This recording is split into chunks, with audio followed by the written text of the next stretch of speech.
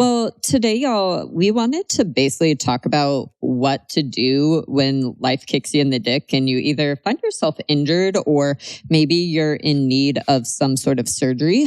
Pretty much, I am about 3 weeks out from surgery as well. So we just figured it was a very easy topic to kind of riff on because we hear so much of the same thing where it'll be like, oh, hey, like I just had surgery, so I should probably cut my calories, right? Like I'm not moving, so I should just cut my calories. Or we just hear a lot of ways of navigating around injuries or surgeries. That's like, I think there's maybe some better practices and then maybe some not so ideal practices. And at the end of the day, it's like everybody's going to go through phases where they've got some sort of, nagging pain or thing they're trying to work around. Or again, it's like most people do go through some sort of major surgery or even like pregnancy, of course. And so I think just we wanted to kind of make an episode and just kind of riff off on some ideas of like, again, just practices on how to navigate all that. So Alex, I feel like with jujitsu, you're like the king of injuries. Oh, man. But I actually don't know. You've never had surgery while I've known you, but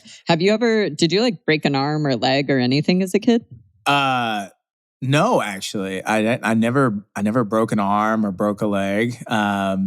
Which is kind of weird because I feel like all my friends did. And I remember like when I was little, I always wanted a cast because everybody would sign it and whatever. But that never happened. Now as an adult, I'm like, that is the dumbest thing ever. Why would you want to break your arm? Like no. But yeah, I never had anything like that. In high school, I actually don't remember this person's name, but this lives rent free in my head. There was somebody that was having like a house party in high school and all of like the jocks and like popular people went. And so apparently this kid that we went to school with didn't want to get caught by the cops. And so he jumped out of the second story window of an apartment and broke both of his arms doing so.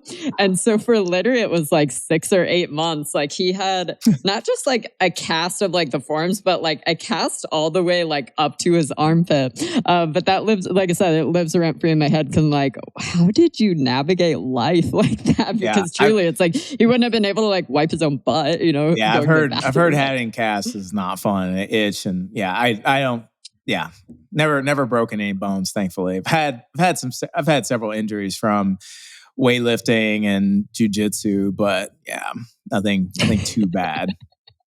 Like when you didn't you like tear your groin or something? Oh like yeah, that? I got split like a chicken thigh, man. like straight up. And I'm not flexible, so I got. Yeah, I was drilling with a girl. This is karma, actually, because I injured a girl while training with her.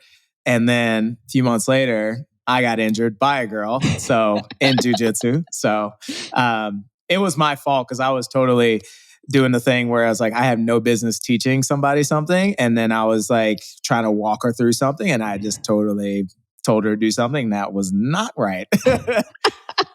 Was that that was right when you moved to Austin? Because weirdly enough, I think I was at CVS when you called. And, it was like, Thanksgiving. It was around Thanksgiving in 2019. Yeah, because I just got a blue belt. And I went back home, went to train, and I tore my groin like really badly. I was out for 6 months. So I think when you moved, though, it was like the first Austin gym you went to, you like popped a girl's kneecap.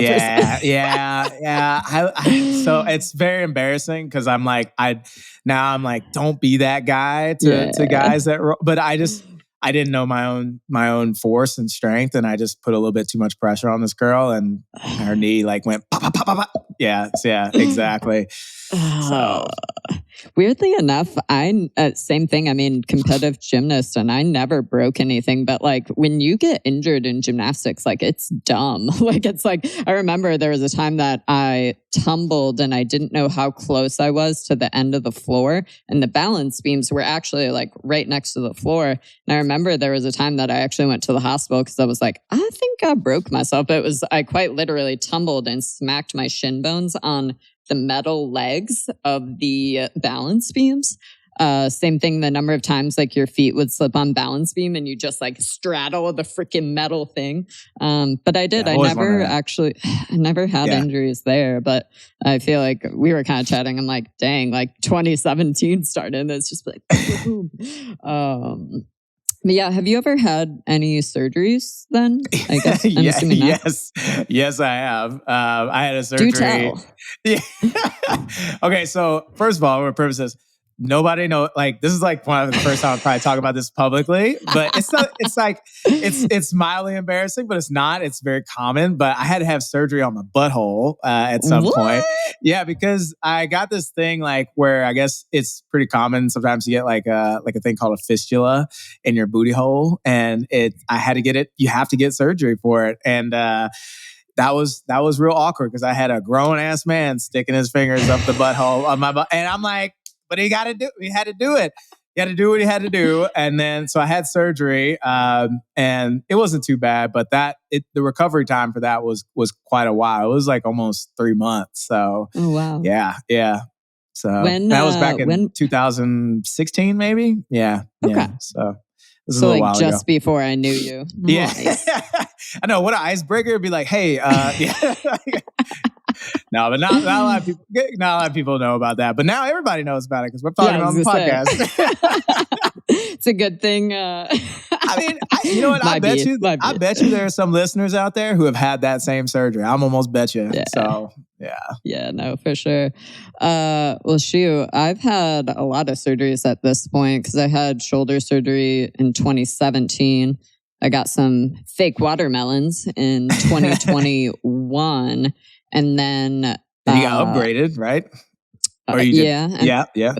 And then, well, my nose surgery was the big one from this past year. So basically in college, I broke my nose and I ended up in the ER, had surgery, and it like my nose got put back together, but then it was like over time, basically my nose started to collapse in. So for people that aren't watching, I'm like using hand motions to try and show. And I'm like, oh yeah, y'all are listening. You're not watching. But basically I ended up going a decade, which is wild to me. But fast forward, I couldn't breathe out of basically one side of my nose. So same thing. It's like even if I was out running or doing cardio, I would be mouth breathing, but it had just become like part of my regular day that I didn't realize like, oh my gosh, like go get your nose fixed. Like this isn't cool. So I finally had surgery for basically a deviated septum. And of course that classifies as like a rhinoplasty. So that was basically this past fall. And then I've basically been dealing with